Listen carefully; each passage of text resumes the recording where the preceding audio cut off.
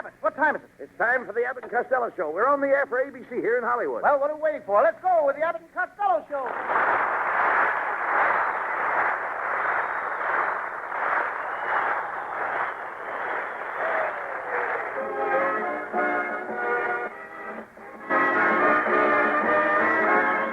Yes, it's the Abbott and Costello Show, produced and transcribed in Hollywood for your listening and laughing pleasure.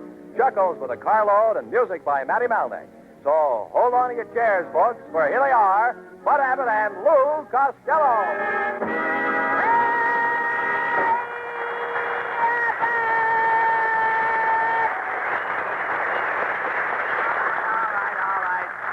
Stop that noise. Oh, excuse me, Abbott. I couldn't help it. Ladies and gentlemen, this is strictly to the audience. Ladies and gentlemen, right now we introduce our new special feature on the Abbott and Costello program called Start the Music. To the person that can identify this tune, we will give a beautiful television set. Now, here's the tune. I know. That's the third note in the second movement of George Gershwin's Rhapsody in Blue. Blabbermouth.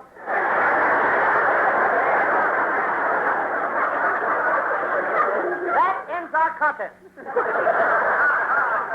Cut that out and come over here. Where were you this afternoon? Uncle Mike got arrested. He was standing in the front door in his long underwear when they surprised him.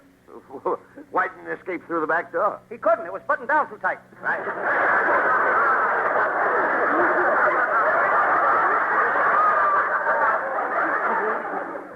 Well, never mind your Uncle Mike. Who's that letter from? That's from my Uncle Tom. He's still down in Egypt. Now he's got a harem with 3,000 wives. It's great. I can imagine, with 3,000 wives. Yeah, he says that every morning when he comes down at breakfast, he sings the harem song. The harem song. What's that? I call everybody darling.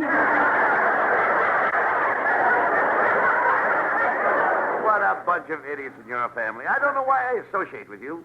I've got royal blood in my veins. Oh, you have? My grandmother went back to Sir Walter Raleigh. My grandmother smokes a pipe, too, you know. You know, I gotta leave now, Abbott. I got a date with my new girl. She's from Texas. She's a real cowgirl.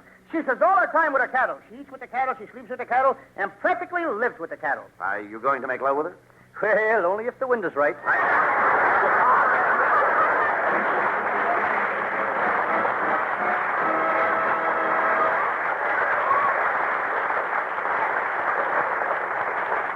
They're hot tonight, so don't go away. Abbott and Costello will be back after just the time it takes to tell this. There's a crisp new addition to your light summer salad diet of ABC programs, a show with a pocket full of stars, songstress Peggy Mann, the Rhythmic Starlighters, Edward Gilbert's Orchestra, and your favorite tenor Clark Dennis. It's called Name the Movie and features a special quiz on Movieland with a famous screen personality as guest each week to act as quiz master. Film fans will thoroughly enjoy the opportunity to follow along and test their knowledge of motion pictures, both old and new, vehicles of the popular screen favorites of today and yesterday. ABC's new summer series, Name the Movie, has everything. Your favorite ballads, the old songs, the ones you ask for again and again, the new fun of a new quiz, a famous Hollywood quizmaster each week, plus a talented cast including Peggy Mann, Clark Dennis, and the Starlighters. Yes, Name the Movie is the perfect combination of quiz and melody, so be on hand when it comes your way tonight on many of these ABC stations. And now back to ABC's Abbott and Costello Show.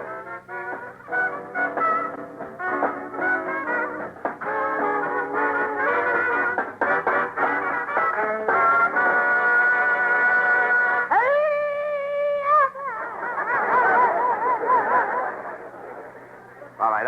What are you so excited about? Boy, did we have trouble at my house last night. Somebody stole my Aunt May's purse with all her savings in it. It was $87.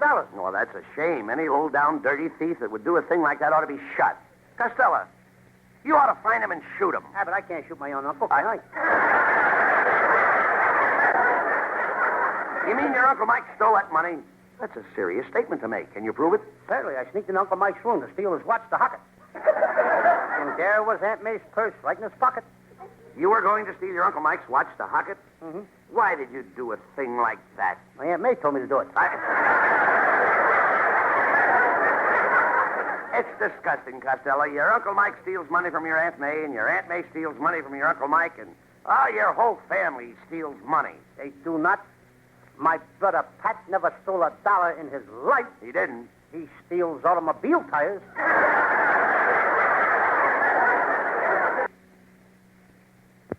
If your Aunt May is mad about your Uncle Mike taking that money? No, but if she ever finds out what he did Saturday night, she'll kill him. Well, what did he do Saturday night? Well, you know those two towels they have marked his and hers? Yes? He used hers.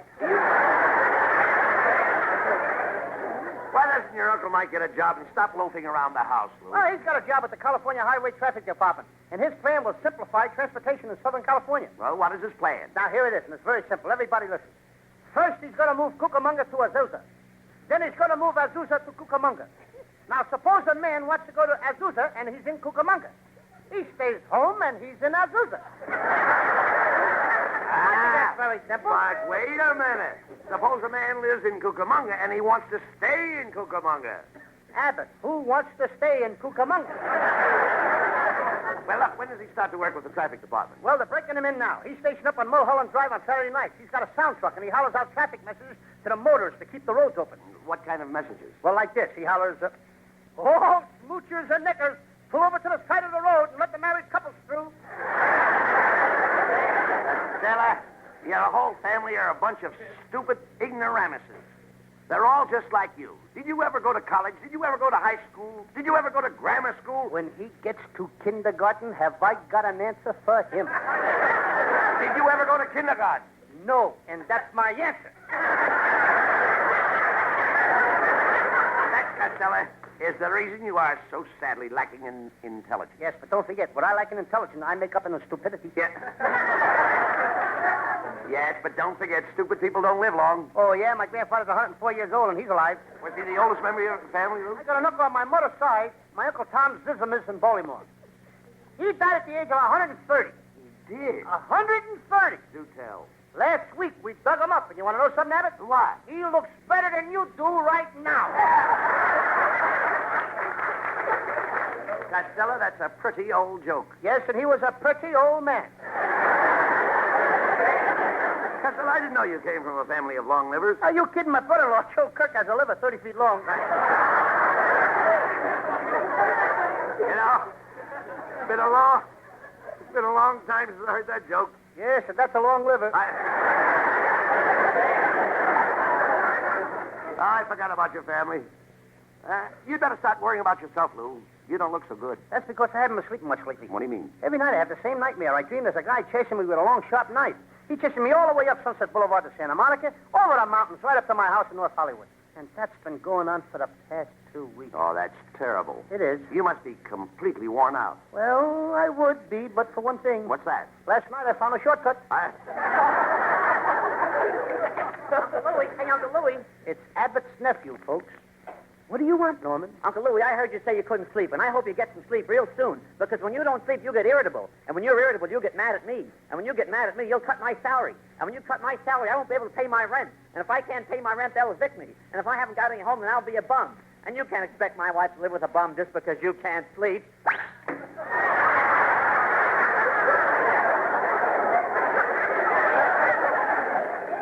Abbott, I'm telling you right here and now, your nephew Norman ain't going to amount to a thing. Why? I'll tell you why, because last week I got him a swell job. He wouldn't take it. He could have made a lot of money selling Santa and Nita long underwear at half price. And Santa and Nita long underwear. At half price. Well, how can they sell it at half price? The factory forgot to put in a $2 window.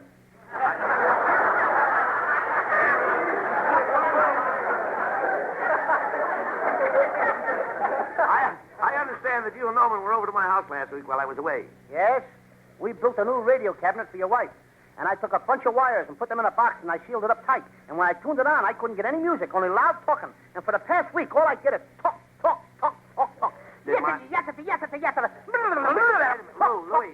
Louie, did my wife like the cabinet? Now that you mention it, I haven't seen her since I sealed up the box.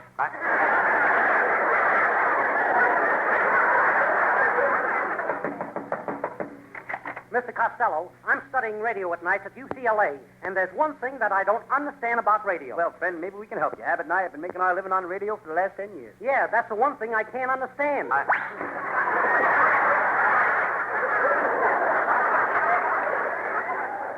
Abbott, now enough is enough. Now, I don't mind you putting your relatives on a payroll, but why do they have to come in and bother me? The treetops. Here, Bud, have a cigar. Here, Louie, have a cigar. Rock-a-bye, baby. Have a cigar, Melnick. Here, give all the boys in the band one, too. Rock-a-bye, baby. Hey, wait a minute. Hey, Get a load of my nephew. Hey, Joe, why are you passing out cigars? I just got a call from the wife, Bud. There's a patter of little feet around my house. Everybody, have a cigar! Rock-a-bye, baby, in the treetop. I got it. Hello? Yes? Just a minute. For you, Joe. Thanks, Louis. You're welcome. Hello? Is that so? Yeah. Are you sure? Mm-hmm. Goodbye. All right, give back the cigars. Everybody, give back the cigars. But Joe, what about that patter of little feet around the house? My wife just found out it's mice.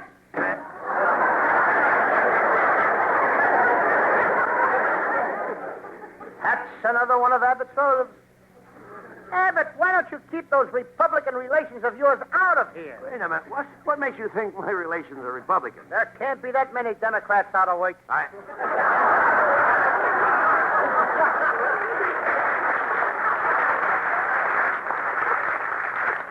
Costello, why must you be so bitter towards my relatives? You should learn to be friendly with people. Don't you have any human interest? Only when I go to a burlesque show. What's the burlesque show got to do with human interest? Well, I'm human, and that's my interest. No,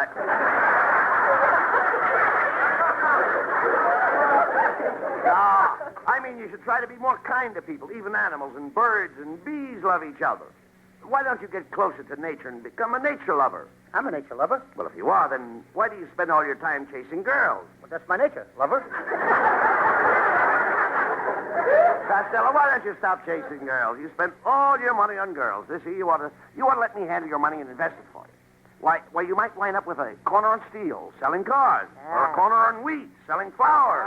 Yeah. A corner on Hollywood and Vine, selling apples. Well, that only proves that you have no sense of value. Now, which would you prefer? A 6-foot blonde or a piece of valuable land? I'll take the blonde. But the land I'm thinking of is on Wilshire Boulevard and has a beautiful front. The blonde I'm thinking of is on Wilshire Boulevard and has You Keep the Land.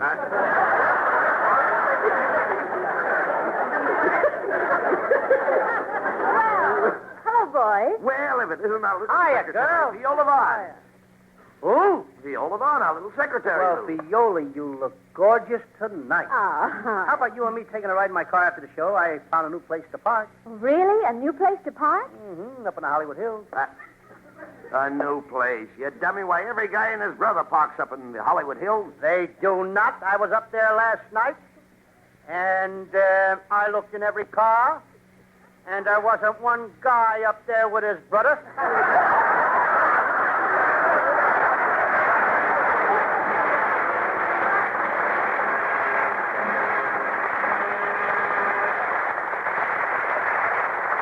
Now, while the boys are backstage cooking up the next act, let's eavesdrop on this. Have you ever wondered just how a fast-moving crime drama could be offered as a public service? Well, that's just what happens each Friday night when This Is Your FBI is broadcast over most ABC stations.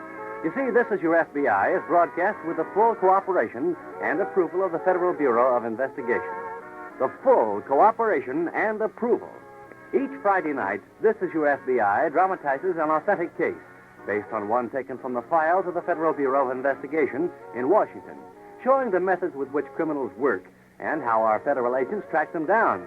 Further, these exciting dramas point out just how plain, ordinary citizens are duped by these criminals, and so put listeners on guard against their being taken in by similar methods. This, then, is how the program performs a public service. Listen when This Is Your FBI is heard over most of these ABC stations tomorrow night and every Friday night. Now back to ABC's Abbott and Costello Show.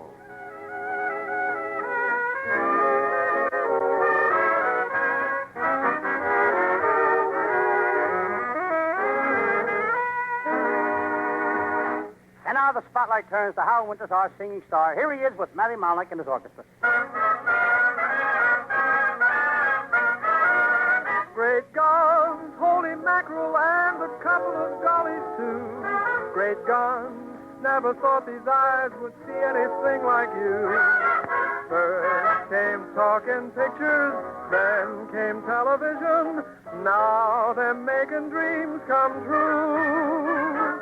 Land sakes, it's enough to make a body get all perplexed. By gosh, Wonder what these modern fellas will think of next. You top anything of Thomas Edison with hot and cold running shivers and superatomic charm. And here you are in my arms, great God. And say, it's enough to make a body get all perplexed. By gosh, wonder what these modern fellas will think of next. You top anything of Thomas Edison's with hot and cold running shivers and superatomic charms. And here you are in my arms, great God.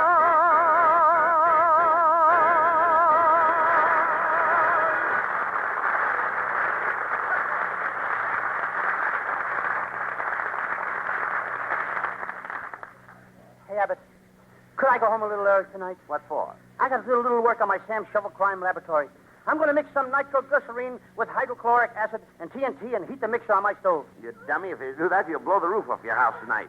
Oh, no, I won't. What makes you so sure? I blew it off last night. Costello, why don't you quit the Sam Shovel detective business? You're not smart enough to be a detective. You're ignorant, illiterate, and uneducated. I am not uneducated. I went to school and I was smart too, Abbott. And I'll never forget the day I was promoted from the 3rd grade to the 4th grade. The day you were promoted from the 3rd grade to the 4th grade? Yeah. How can you remember that? Because that morning I was so nervous I had to get my mother to shave me.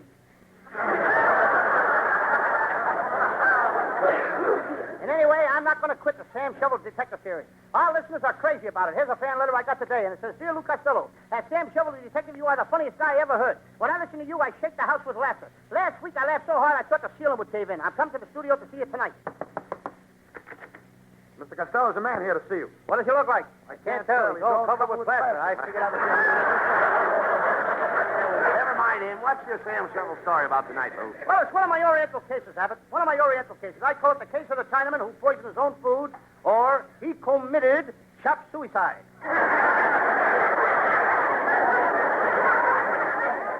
Well, let's go on with the case. Oh, definitely.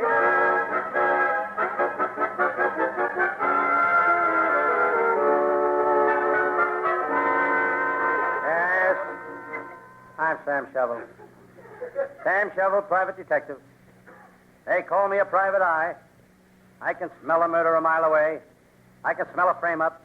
I can smell anything crooked. Private eye. They ought to call me private nose. I'm sitting here in my little office. I look at myself in the mirror. I notice that my hair needs shortening. I'm all out of Crisco.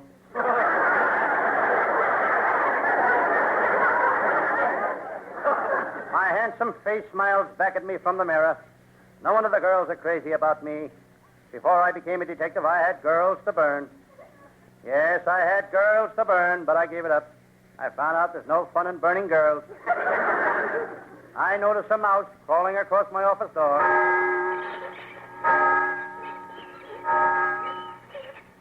It's a church mouse.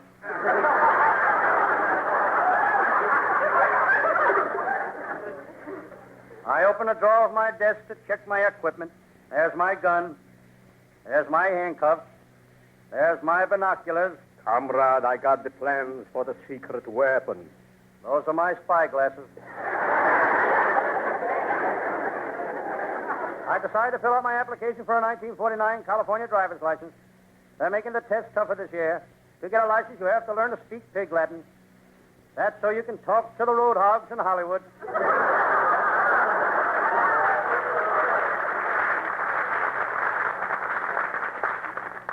On my desk, I noticed a picture of one of the cleverest women crooks in the business. She was what the police call a top drawer thief. When I finally caught her, she had a garage full of top drawers. She was a cute girl, but very shy. The first time I saw her, she dropped her eyes. I picked them up. One was an agate. She had a little turned-up nose, a real turned-up nose. Every time she sneezed, she blew her hat off. She had a very clever racket. She'd make a friend of a guy, kiss him, and give him a cold. Every guy she met, she'd give him a kiss and give him a cold. I finally arrested her for making friends and influencing people.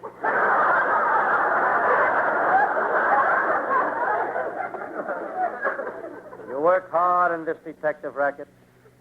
I always remember my mother's advice. She said to me, Sam, if you want to get a job, remember the early bird catches the worm. I followed that advice for 20 years. I never got a job, but I got about 8 million worms. She also gave me my brother Pat his advice also. She said to him, go west, young man, go west. He followed her advice and drowned. He was living in Pismo Beach at the time. Suddenly I see someone coming into the office. Hello, Sam Shovel. Hello, Lieutenant Abbott. Pull up a chair and sit down. I'm tired. I've been taking care of the mountain cop's horses. I've been working in the stables all day. Then pull up a window and sit down.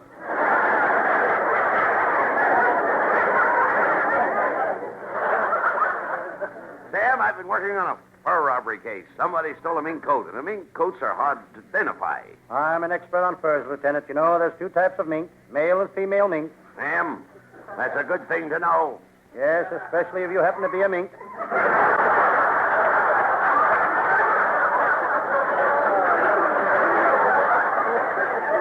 Oh, forget about the case, Sam. Tell me, how do you like my new suit? I had to admit to Lieutenant Abbott that he had good taste for clothes. Of all the detectives in town, Abbott has the best taste for clothes. He can chew up a vest and tell you what kind of gravy is on it. Lieutenant Abbott, why do you always wear that big elk's tooth with a diamond in it? What's wrong with that, Sam? Lots of men wear a big elk's tooth with a diamond in it. In the middle of their upper plate? This remark made Lieutenant Abbott smile. I love to see him smile. He only has 2 teeth.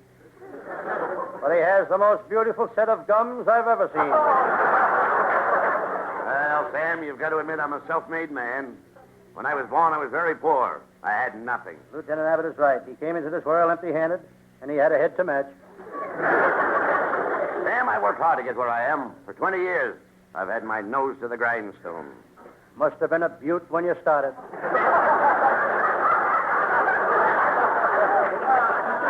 Never mind that. Sam, we've got to do something about crime in this town. Every day it gets worse. I know. Only last week, the girl next door, Mary Brown, had her good name ruined. Mary Brown? Mary Brown had her good name ruined? How did it happen? She married a guy named Hoop and Snorter.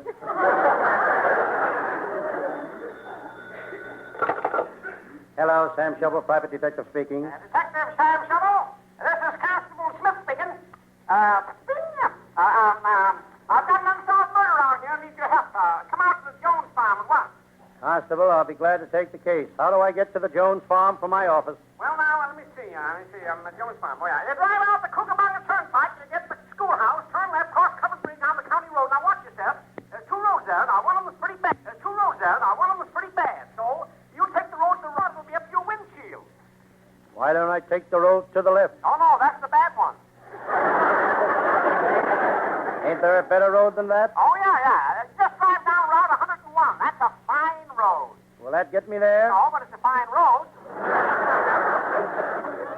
Look, Constable, I can't work on the case unless I get to the Jones farm. That's true. Yeah. Well, I'll tell you what you do.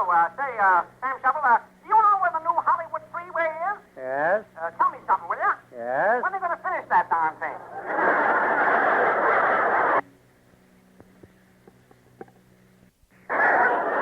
Look, Constable, how do I get to the Jones farm? Oh, the Jones thing. Well, where are you now? I'm in Los Angeles.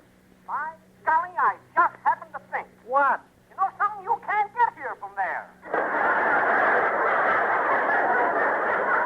What's up, Sam? It's murder. Come on, we're going to the Joneses' farm. Suddenly I noticed a sign that said this will take you to the Joneses' farm. Abbott and I sat on that sign for an hour. It didn't move an inch. There's the place, Sam. I'll turn in this driveway. Lieutenant Abbott, you're a mighty reckless driver. You shouldn't drive that car so fast. Sam, it's my car. I'll drive it that way till it falls apart.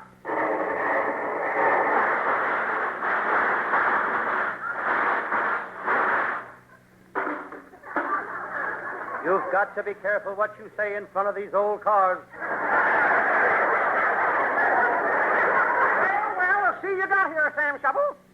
Constable. Sam and I are here to investigate the murder. Who's the victim? Oh, Farmer Jones. You'll find the body out there in the chicken coop. Well, good luck, boys. Well, so we went into the chicken coop. I started looking for clues. Sam, that big rooster looks suspicious to me. Look, he's got an axe under his left wing. I'll question him, Lieutenant. Mr. Rooster, did you kill Farmer Jones?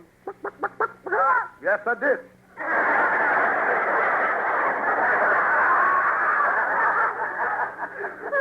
Why? Well, today is Sunday, and all those chickens were just dying to have some real Southern fried farmer.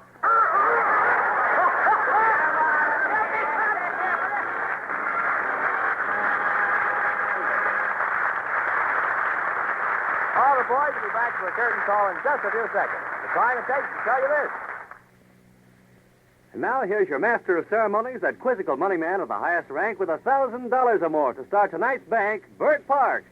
Does that introduction sound familiar? Well, it should, because that's the way ABC's Break the Bank, long one of radio's most popular quiz shows, starts off each Friday night.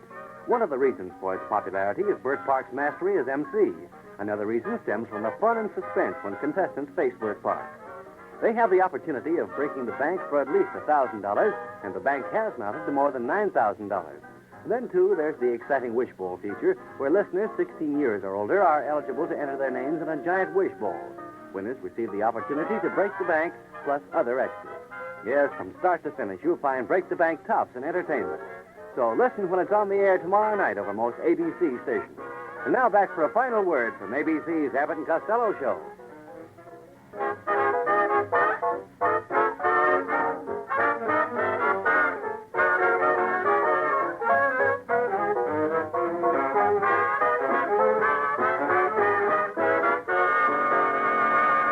Ladies and gentlemen, before Abbott and Costello return for a final word, we'd like to express our thanks to these wonderfully funny guys for the many hours of comedy they've brought to ABC network listeners since 1947. For more than 130 consecutive weeks, they've continued appearing before the ABC microphone. And now they take their first vacation. Have fun this summer, fellas, and here's hoping we'll all be hearing you soon again.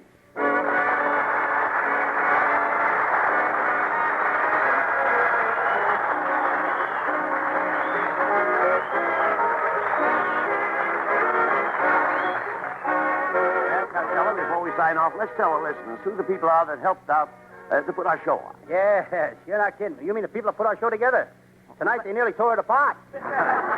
No, that's all the more reason why we should tell the listeners who they are. Okay, our writing staff is headed by Eddie Foreman with Paul Collins, Pat Costello. Our producer is Charles And Van. don't let's forget our band leader is Matty Malik, and our singer is Hal Winters. Night, folks. Good night, everybody in Patterson. Good night.